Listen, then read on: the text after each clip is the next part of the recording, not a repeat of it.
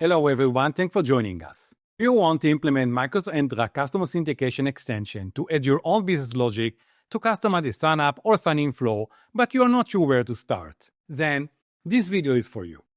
I am Yoel Horowitz. And I'm Siobhan Power. We are product managers with the Microsoft Identity product group, and we're here to guide you through the configuration of the Microsoft Entra custom authentication extensions and provide you with some best practices and tips. Let's begin with a quick introduction.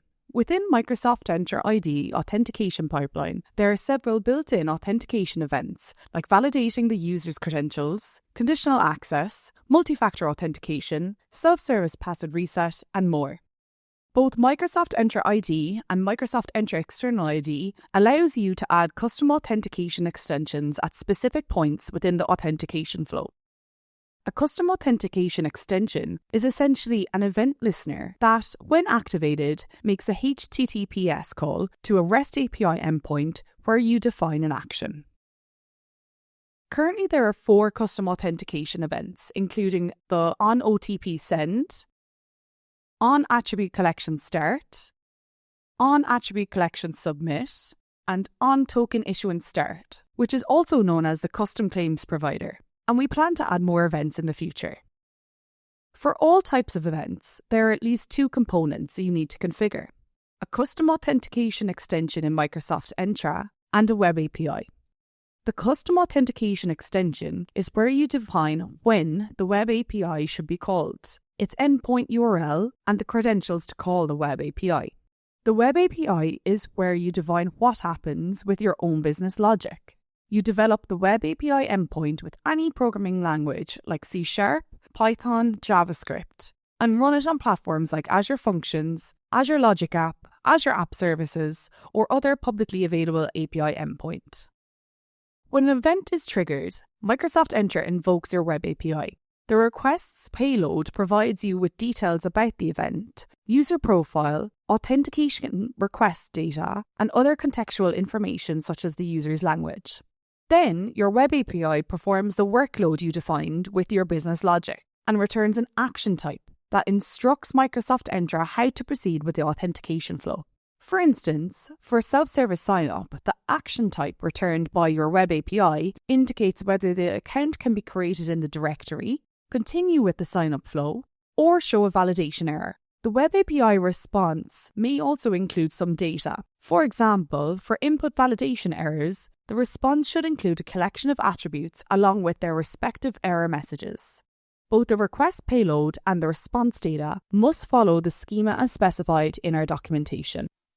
To ensure communications between Microsoft Entra Custom Authentication Extension and your web API are secure appropriately, multiple security controls must be applied.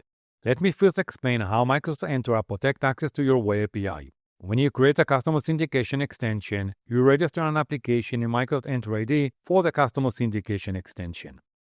When an event is triggered and Microsoft Entra calls your web API, it uses a Microsoft first-party application to require an access token for this application registration.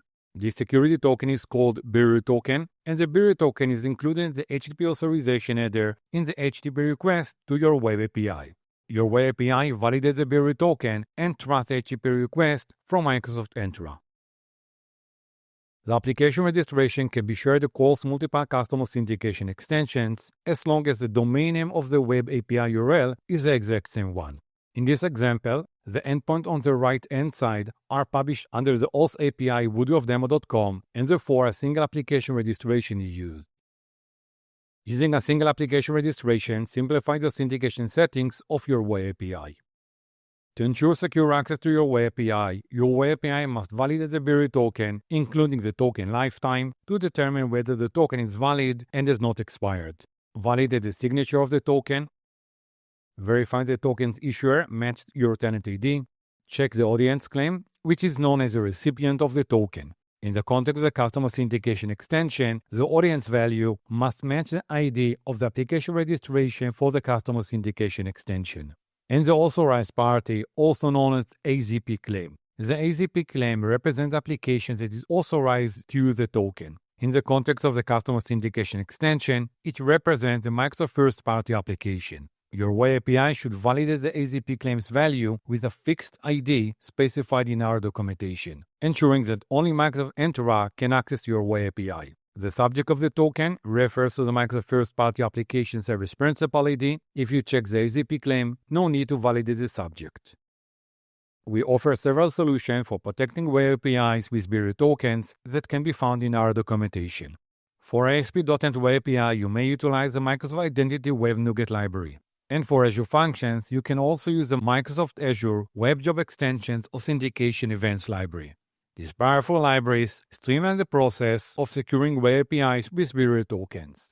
For web APIs that are based on other programming languages and frameworks, such as Python, PHP, Java, and Node.js, use the Microsoft Authentication library known as MSL library, or other libraries that are capable of validating buried tokens.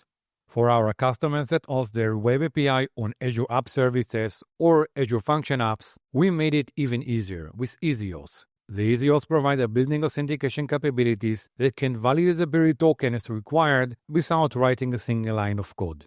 But that's not all. If you use Azure API Management to securely expose web APIs, you can also validate the token at the API M tier. As we have seen, it is possible to validate the buried token at different layers in your code, hosting environment like Azure App Services or Azure Function or API Management. However, this can lead to redundant processing and increased latency. Therefore, make sure the token validation occurs at least in one of the layers, while also guaranteeing that the web API is accessible only through this specific layer. Web application firewalls like Azure Front Door WAF ensure robust security for your web APIs by filtering and monitoring HTTP traffic. They are also capable of preventing common web attacks such as denial of service, while also enforcing security policies, limiting request rates, and restricting unauthorized access. Microsoft Entra is designed to be highly available and ensures its availability and reliability through various strategies. When you configure custom authentication extensions, Microsoft Entra ID relies on your web APIs to maintain high availability, resilience, and security. Consider the following. Microsoft Entra has an SLA of 99.99%. However, if your web APIs only have an SLA of 95%, then your overall SLA will be less. Since we cannot control this part of your service, it's up to you to properly implement your web APIs. Many other resources are available for good web API designs, so we'll only go over some of the top ones when integrating with Microsoft Entra. To ensure smooth sign-up or sign-in, it's important that your web API endpoints remains available and reliable even in the face of unexpected failures or high traffic. In the custom authentication settings, you can configure the maximum duration that Microsoft Entra ID will wait for a response from your API endpoint. You can configure the maximum number of retries the API endpoint will be called in case of failure. And you can configure the on-error behavior for unexpected errors or timeout, which defines whether the user's authentication flow will be terminated and an error message will return to your application, or continue without raising errors. If you choose to continue without raising errors, make sure that the custom authentication extension is not mandatory for the authentication flow. Your web API should respond as quickly as possible. Make sure to allocate the required resources and test your web API performance. If the web API does not respond within the allowed time of 2 seconds, a custom extension timeout error will return to your application and users may not be able to complete the authentication process. For operations that can run asynchronously without requiring the web API to wait for their completion, consider implementing an async architecture such as queue-based with Azure Queue Storage or Azure Service Bus. For example, custom authentication extension that sends a verification email or SMS or update an internal customer database may take between 2 to 3 seconds, which is above the allowed timeout. Since this type of custom authentication extension web API does not return any data, its operation can run asynchronously.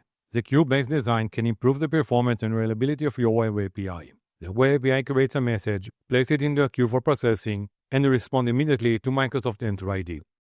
Subsequently, another component of your application retrieves and processes these messages without concerning about the timeout. Additionally, ensure to test your web API according to the expected traffic loads. Our documentation provides a JSON document that can be used to simulate a request sent by Microsoft Entra to your web API. Then you can use load testing tools like Azure Load Testing that generates high-scale load and identify performance bottlenecks. To use these tools, you may need to disable the token validation or modify its settings to trust your own security tokens.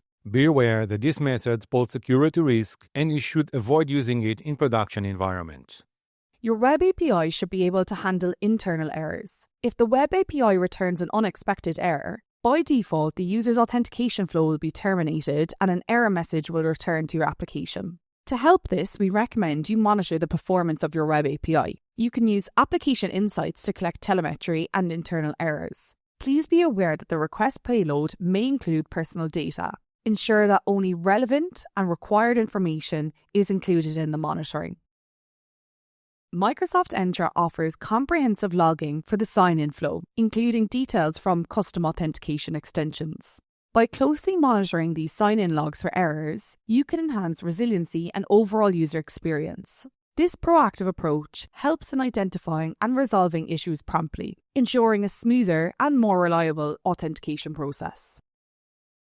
The custom authentication extension Web API must be publicly available and accessible by Microsoft Entra ID. Therefore, it cannot run on your local machine. To debug an API on your local machine, you should first disable the token validation or modify its settings to trust your own security tokens.